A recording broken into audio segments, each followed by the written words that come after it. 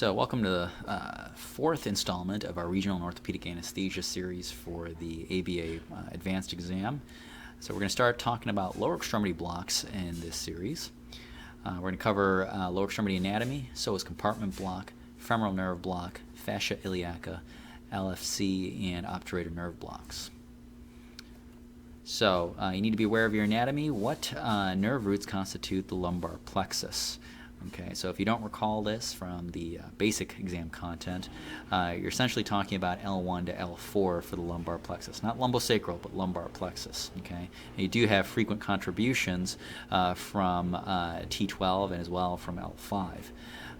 The lumbar plexus lies between the psoas major and the quadratus muscle in this what's called the psoas compartment. Much like the interscalene groove for the brachial plexus lies between the anterior and middle scalene, analogously this lies between the psoas and the quadratus.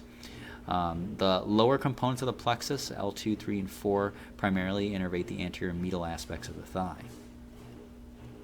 Now, what nerve results from the anterior divisions of the lumbar plexus versus the posterior divisions of the plexus? So the anterior divisions of L2, 3, and 4 come together to form the obturator nerve. The posterior divisions ultimately converge on the femoral nerve. The LFC, the lateral femoral cutaneous, is formed from the posterior divisions of L2 and L3. And that's what we see in this image from Miller's anesthesia. Here you have the lumbar plexus, okay? And what you have here is the femoral nerve coming from the posterior divisions here. The anterior divisions converge on the obturator nerve, as well as the LFC, which also comes from the posterior divisions of the lumbar plexus.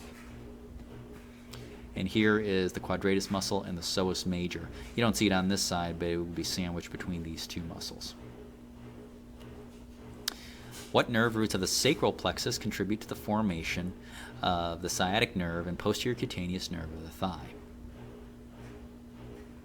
So we can talk about the lumbosacral plexus as a primary contributor to the sciatic nerve, and ultimately it's going to be L4 and 5 and S1 through S3 that form the sciatic nerve. Okay, if you go on to S4 and 5, you're talking about perineal innervation, which is not, of course, significant for this discussion of the lower extremity innervation. The sacral plexus gives off two major nerves important for lower extremity surgery. That's the posterior cutaneous nerve of the thigh and the sciatic nerve. The posterior cutaneous nerve of the thigh and the sciatic nerve are derived from S1, 2, and 3, plus branches from the anterior rami of L4 and 5, respectively. Now, what nerve results from the anterior division of the sacral plexus versus the posterior division of the sacral plexus? The anterior division of the sacral plexus actually gives rise to the major tibial nerve, and the posterior goes to the peroneal. Okay, so the ventral or anterior branches go to tibial, and the dorsal branches, posterior branches, go to the common peroneal. Much like the upper extremity, you should be aware of both the nerve root dermatomal innervation of the lower extremity as L1 spirals around the lumbar nerve root spiral around the lower extremity to meet up with the sacral dermatomes as well, okay, as well as the dermatomal distribution of, or the territorial distribution of peripheral terminal nerves. Okay, every last bit of sensory innervation in the lower extremity that you see here is somehow a branch of the sciatic, with the exception, of course, of the saphenous nerve, which comes from the femoral.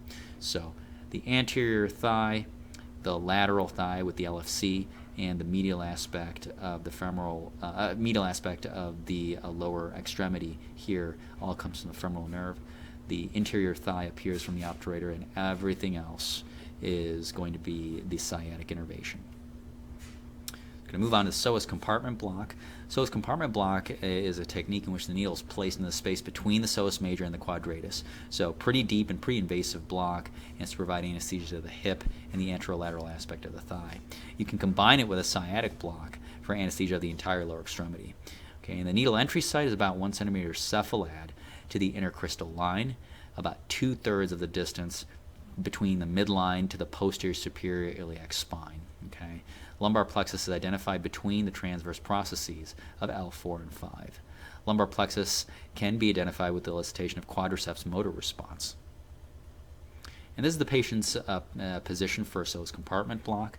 As you can see, you have the intercrystal line right here. Here is midline, and you're about 5 centimeters off of that midline, approximating distance from the iliac crest, and between L4 and 5 transverse processes as the insertion point for your Psoas compartment block. Now, this is the ultrasound image that corresponds to this. This is a transverse scan of the spine here. Okay, this is the spinous process. This is the lamina. This is an articular process, and this is a transverse process of L4. This is medial, and this is lateral. If you turn the probe longitudinally, like they're positioning it right here, you'll see the sort of sawtooth formation, and that's basically your transverse processes emerging here. I'm not sure if they would give you a scan of this quality on the exam. I hope it's of better quality, but this is from Barish's Clinical Anesthesia, and I just thought to throw that in there so you understand the relevant anatomy for a Psoas compartment block. So, complications associated with the block, obviously, you're very close to the spinal cord, the neuraxis. So, epidural or subarachnoid injection is a major issue here, as is intravascular injection. Peripheral nerve damage can also occur with this technique. Epidural spread of local anesthetic, it can be actually pretty common. This is almost kind of like a paramedian epidural in a lot of ways, and this can occur in about 10 to 16% of adult patients. Side effect is generally attributed to retrograde diffusion of the local anesthetic, but needle malplacement can also cause this. Another side effect is sympathetic block from extravasation of local anesthetic, because the sympathetic chain does course down inferiorly in this area. We're going to move on to the perivascular 3-in-1 nerve block, classic femoral nerve block. So the difference between the anterior versus posterior divisions of the femoral nerve. The anterior divisions are largely sensory. Posterior divisions are largely motor and go to the quadriceps. Okay, remember that.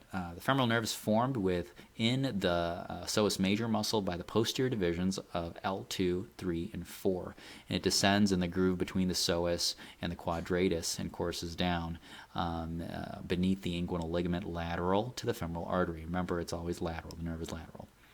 The anterior branches are chiefly cutaneous, and the deep branches are chiefly motor.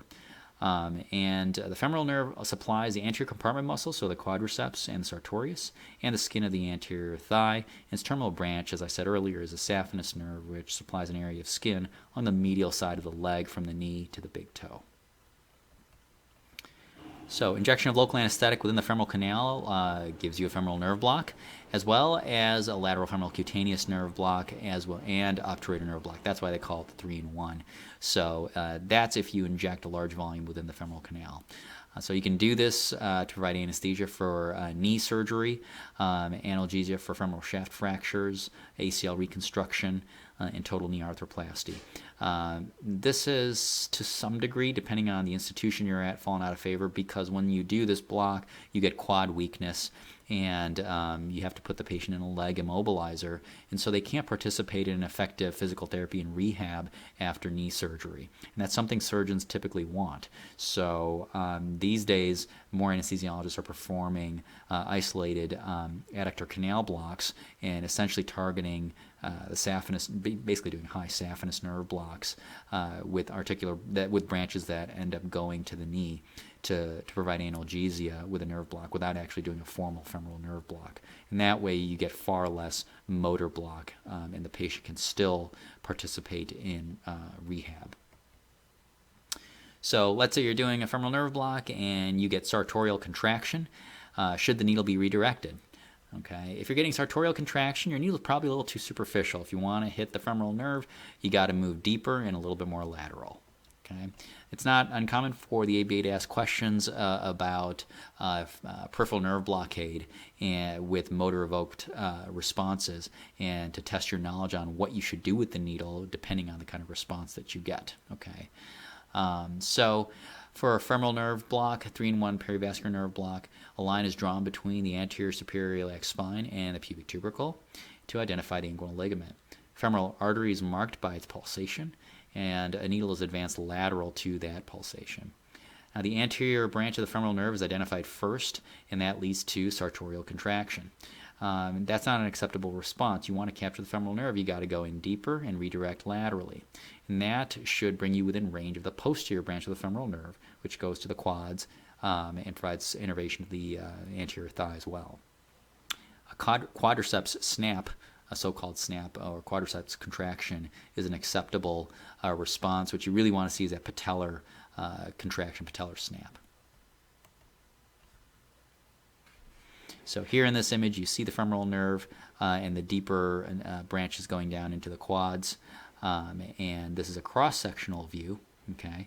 And you have the femoral artery right over here, and here is the femoral nerve lateral to it. And you can easily see this with ultrasound imaging, so it's a pretty straightforward block to do. And that's what you see in this image from Barish. You see the pulsation of the femoral artery and the outline of the nerve just lateral to that. And you see the fascia lata and fascia iliaca planes sitting right here, so you can use that to your advantage. I mean, if you did it blind, you can feel a double pop as you get through this fascial layer and then this one. If you're a little bit more medial, you may only feel one pop. And so that's our next block, the fascia iliaca nerve block. Essentially a modification of the femoral nerve block, and the clinical indications are the same as for any for the 3-in-1 perivascular block. It's a good alternative in patients postoperatively or as a rescue block for previously failed regional technique. And as I described, it is performed with a double pop technique as you get through the fascia lata and fascia iliaca. You basically draw a line between the pubic tubercle and anterior superior iliac crest and divide it into thirds. The entry point is 1 centimeter caudad to the intersection of the medial 2/3 and the lateral third of this line that you've drawn. The presence of femoral vascular grafts is a relative contraindication to all of these techniques. So again, cross-sectional view that shows you the femoral nerve and the two fascial layers right here that you can pop right through to access that nerve. Again, another view here that shows you the femoral nerve, the obturator nerve, which lies medial to the femoral vessels, and the lateral femoral cutaneous nerve. And this is a nice image to keep in your memory because it shows exactly where you place the needle for these other two nerves. If you're not going to do a 3-in-1 block, you can block the lateral femoral cutaneous right here, and the obturator nerve just inferior, 1 centimeter inferior and lateral to the pubic symphysis. So that's what we're going to talk about briefly here in these slides. The lateral femoral cutaneous nerve provides sensation to the lateral thigh. So you can use this for a variety of different types of surgeries in that territory. 2 centimeters medial and caudad to the anterior superior iliac spine, as you saw in that previous image, is your needle entry point. And if you feel a pop, that means you've likely trespassed across the fascia lata. But this is a superficial nerve. You can do a field block in that area and capture this nerve. And likewise, the obturator nerve, what nerve roots comprise the obturator nerve, and what sensory motor functions does the obturator nerve have?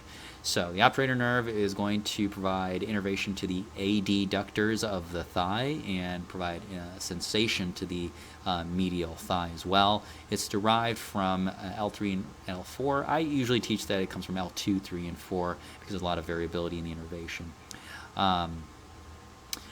Ultimately, there is an anterior branch that sends a sensory nerve to the hip, but primarily innervates the adductor muscles of the thigh and provides sensation to the medial thigh as well, as I said earlier.